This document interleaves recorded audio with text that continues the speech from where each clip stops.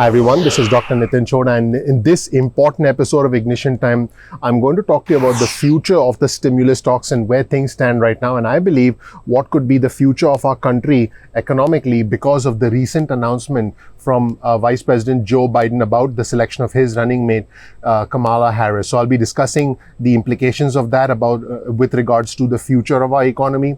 I'll be giving you the current state of the negotiations, where things stand right now, and I'll be analyzing a brand new interview that U.S. Treasury Secretary Steven Mnuchin did this morning with Fox Business News. So let's get into all of that. Let me be completely straight with you. This is what Nancy Pelosi said, and this is the latest news from her. She says we are miles apart on some issues in stimulus talk. So it seems like the Democrats are staying firm with their position, the Republicans are staying firm with their position. Now it's very clear that the Democrats want to spend more money, and it's very clear that the Republicans are fiscal conservatives. In fact, when I analyze Steven Mnuchin's interview, you'll see that they are very conservative fiscally. Steven Mnuchin talked about money that was appropriated from the CARES Act that has not yet been used, and so has the Senate Majority Leader Mitch McConnell. But I think what's really interesting is now that Vice President Joe Biden now that he has selected Kamala Harris as his vice presidential nominee, he was specifically asked, Joe Biden's campaign was specifically asked about their thoughts on whether they support Kamala Harris's plan with Senator Bernie Sanders and Ed Markey, which was to provide $2,000 per month to millions of Americans during the pandemic. Yes, this was something that Kamala Harris had actually suggested. And guess what? Joe Biden's campaign declined to comment on that. But again, you can see that from when it comes to the November elections, we as Americans are going to have to make a fundamental choice. Do we want those who are fiscally conservative, or do we want those who are fiscally liberal? Those who want to save money and be more careful about the appropriation of money, or do we want those who simply want to spend more money? And obviously there's the factor of the US national debt. So I believe that's going to be an important decision, because these are two clear opposing views about where we are heading as a country. And now with Joe Biden's selection of Kamala Harris as his vice presidential candidate, as his vice presidential pick, the country is going to have to make a choice as to whether do you want to elect someone who wants to give Americans $2,000 a month during the pandemic, or do you want to go the President Trump route, where President Trump has talked about slashing income taxes, slashing payroll taxes, actually slashing capital gains tax rates as well. From an economic standpoint, where's the country going to get money? Because I did do another video, and I will link you to that video in the description here, where I break down how the United States government gets its money and how the United States government spends its money. So you have to ask yourself, if you do away with all the taxes, where is the money actually going to be coming from? So with that being said, let's get into this, the brand new interview on Fox Business that U.S. Treasury Secretary Steven Mnuchin did, and I'm going to be analyzing a couple of segments from that interview. So basically, Steven Mnuchin reiterated that Pelosi and Schumer are not willing to compromise. He said that they're focused on politics, and he said, and I quote, "The Democrats are very focused on politics. Perhaps they think that any deal is good for the president, and that's why they don't want to do it." He actually speculated about that. I've never heard Steven Mnuchin talk like that before. And hopefully, the politics of this situation doesn't delay the deal any further. In my personal opinion, something's got to give. One side's got to give.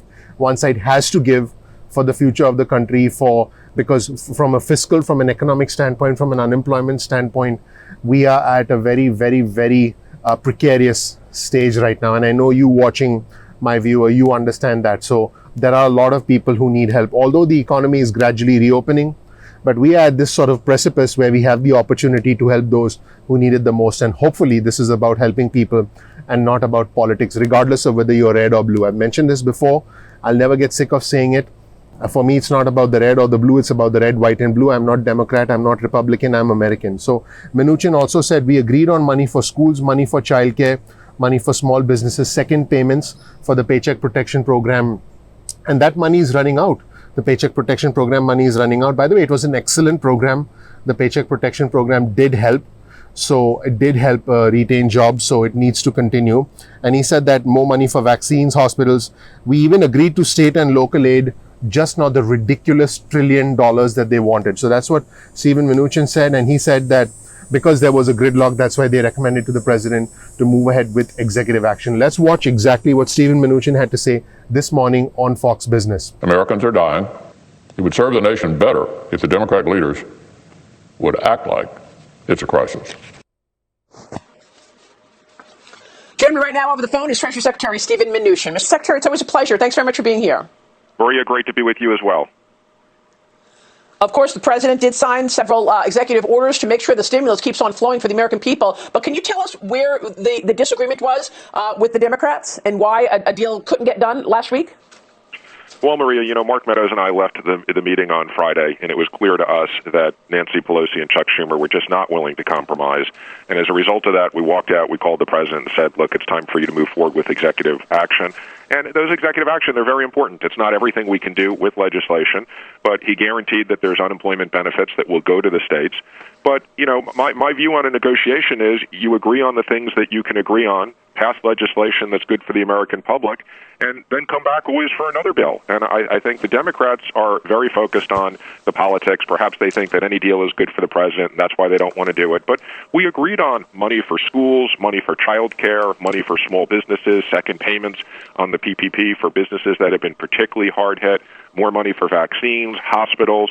We even agreed to state and local aid, just not the ridiculous $1 trillion that they wanted. Now, in the second segment of the clip, we actually highlight the fiscally conservative nature of the Republican Party, which is actually exemplified by Stephen Mnuchin. He specifically said most of the state money has not been spent, and we need to use historical money for lost revenues. This is the fundamental difference in ideologies between the Republicans and the Democrats. The Republicans say, hey, let's be more fiscally conservative. Let's use the money that's already been appropriated because there's a lot of money out there. States have plenty of money. And the Democrats say, no, we need more money because more people need more help. We need more unemployment benefits and so on and so forth. So I think for us as Americans, as viewers, as subscribers, you need to decide exactly where you stand and exactly what you believe, and you need to come to a conclusion yourself. But that's going to be a significant part of our decision come November. That much I can tell you. So in this segment, Mnuchin said the president understands the impact on state and local governments. We did give the Democrats $150 billion. That's more than enough money, he said, for the majority of states. We gave them additional flexibility, so firefighters, policemen, first responders, medical workers could get paid. And he said most of that money has not been spent. This is the important part. If most of the money has not been spent, then the appropriation of that money does indeed make sense. But then your state may have a specific situation where that money could have been spent or may not have been spent. So I think that's a question worth asking, because this is not a general one-size-fits-all approach. Different states have been utilizing the money at different rates. Different states have different problems, or each state uses its own formula for calculating unemployment benefits. So every state essentially has its own set of issues, if you will. And your state may find it easy to appropriate the $400 a week, which is now $300 a week. If you saw my last video, your state may find it impossible to implement it. Your state may simply say they're struggling, or they'll figure it out how to implement it. There's a lot of variables going on right now, and I will provide you with a map in the description section below that tells you about where your state is at in terms of the implementation of the Lost Wages Assistance Program, which is the actual name for the program that has been set up as per the president's executive order. So Mnuchin also said, you cannot use money to bail out pensions, and we'll let you use the historical money for lost revenues, and we'll put another $150 billion on the table. And he said that's an awful lot of money. And he said it's not just held by the governors, and basically he said that we want to make sure that the money gets down to cities and counties that are the hardest hit, which makes sense. And he said it's not just held by governors that will have a very good economic impact. In other words, they don't want individuals who badly mismanage their money, or they don't want individuals who are not struggling to suddenly be flush with cash. And they want individuals who are the hardest hit to be able to get that money. And he said the issue is that the way the Democrats came up with this $1 trillion is they look at the next 2 years and they project losses. They don't think that the economy is going to go up. We do. Now, this is another very, very important part. This is not just about being fiscally conservative and being fiscally liberal. This is about more than that. This is about a fundamental difference in ideologies between the Democrats and between the Republicans. Stephen Mnuchin said that the Democrats think the next 2 years are going to be bad, and in his own words, they project losses. They don't think the economy is going to open up. I quote Stephen Mnuchin, the U.S. Treasury Secretary, the lead White House negotiator on behalf of the administration, on behalf of President Trump. He speaks for President Trump. He said they don't think the economy is going to go up. We do. So again, there's a fundamental difference in ideologies. And he said they look at some of their most problem states which had issues before all of this. And the implication is we don't want to bail them out. Let's watch what the U.S. Treasury Secretary had to say. Well, Maria, the president understands the impact on state and local governments. And let me first start with there's clearly been costs that the state and local governments have incurred as a result of COVID. And that's been our first priority. So in the first bill, we gave them $150 billion. That's more than enough money for the majority of the states. We gave them additional flexibility so that they could use that money to pay firefighters, policemen, first responders, medical workers, so that they didn't have to lay off those workers. And most of that money has not been spent. Most of the states are sitting on a lot of that money. They want to use it for lost revenues. As part of our compromise proposal to the Democrats, we've said, okay, we'll create flexibility. You can't use that money to bail out pensions, but we'll let you use the historical money for lost revenues, and we'll put another $150 billion on the table. And that's an awful lot of money. That's $300 billion to state and local. We want to make sure that also that money gets down to cities and counties that are hard hit. It's not just held by the governors. And that will have a very good economic impact. And I think the issue is the way the Democrats come up with this $1 trillion is they look at the next 2 years, they project losses. They don't think the economy is going to open up. We do. And they look at some of their most problematic states, which had issues before all this. And in the third segment of this interview, and I thought that was the most revealing because this gives you an idea about the president's future plans leading up to the November election and about the future of our economy should the Trump administration get reelected. He said that the president would like to reduce capital gains taxes. Yes, you heard that right. So the president has not only talked about doing away with payroll taxes, potentially permanently if he's re-elected. He's talked about reducing income taxes. He's also talked about reducing capital gains taxes. Again, where is the money going to come from for the federal government in order to spend money? So that question, by the way, was not answered. So in this part of the interview, he said, this is what President Trump said. He said, you see a clip from President Trump actually. We're looking very seriously at a capital gains tax cut and also at an income tax cut for middle income families. And he said that if we are victorious in November, we'll be ending that payroll tax, which is currently a payroll tax holiday. Now, just a sort of a side note for you guys, the president has opened up the doors to a capital gains tax cut. And he says he's seriously considering it to help the US economy recover from this pandemic.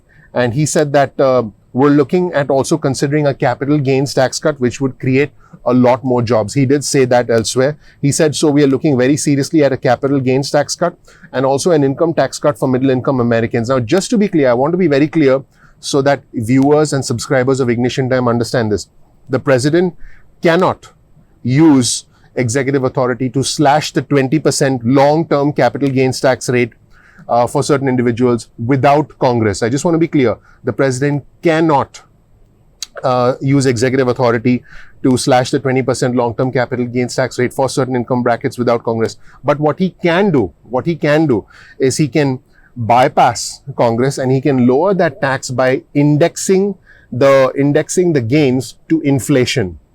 So there is a way for the president to achieve what he wants using a certain means. So this is the intricate part of this entire equation. Let's get back to Mnuchin. So Mnuchin said, yes, the president would like to cut capital gains tax rates. And he said, if you go back and look at the Taxpayer Relief Act of 1997, it reduced capital gains from what was 33% to 20%, and it stimulated the economy tremendously. And he said you had in 2001 a further reduction to 18%, in 2003 a reduction to 15%, including qualified deduction. So he said, for the next few years, as we recover, we need to reduce capital gains taxes. This is crucial because the US Treasury Secretary has basically said, yes, it's going to take a few years of economic recovery and we need to reduce capital gains taxes. Now, just to be clear, the Republican projection is that the economy will recover faster than what the Democrats project, which is partly where the $1 trillion issue, the red line, comes about. He also said, I would add in this is where the partisanship comes in. He said, I would also add in 2003, Biden voted against the reduction of 20%. So again, you see two very different economic policies. That part I agree with. One is tax more and hurt the economy. One is create selective tax cuts, regulatory relief, and economic trade that will economic agenda trade that will stimulate the economy. So you can see that not only is the Treasury Secretary explaining why there's been a gridlock in the talks, he is essentially outlining the political agenda of the president and what we are about to see going into the November election. So let's watch the clip and let's see what Secretary of the Treasury Steven Mnuchin had to say here. Let's watch. Very seriously, a capital gains tax cut, and also at an income tax cut for middle income families. I signed directives to give a payroll tax holiday with the understanding that after the election, on the assumption that it would be victorious for an administration that's done a great job, we will be ending that tax. Secretary, what about that? Is the administration looking to implement further tax cuts ahead of the election? Well, the president would like to do capital gains tax cuts, and we do need legislation to do what we want on that front. But if you go back and you look at the Taxpayer Relief Act of 1997, it reduced capital gains from what was 33% to 20%. It stimulated the economy tremendously. You then had in 2001 a further reduction to 18%, and in 2003 a further reduction to 15%, including qualified deductions. And that stimulated tremendous investment in our economy, and that's what we need now because of COVID. So I think for the next few years, while we recover, we should reduce those capital gains. And I would just add that in 2003, Biden voted against the reduction of 20%. So again, you see two very different economic policies.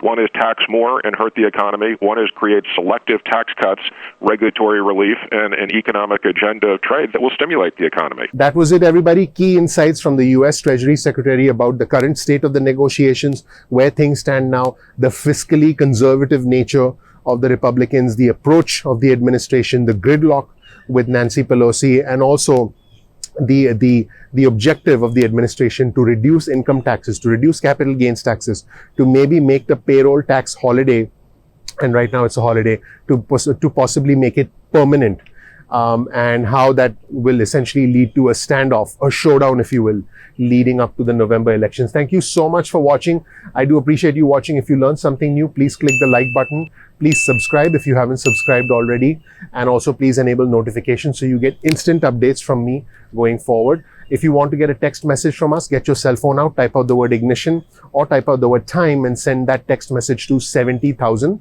That's 70000, because our channel name is Ignition Time. We release videos at 2 p.m. East Coast time most days of the week. Thank you so much for watching. We'll see you in the next episode of Ignition Time. Bye.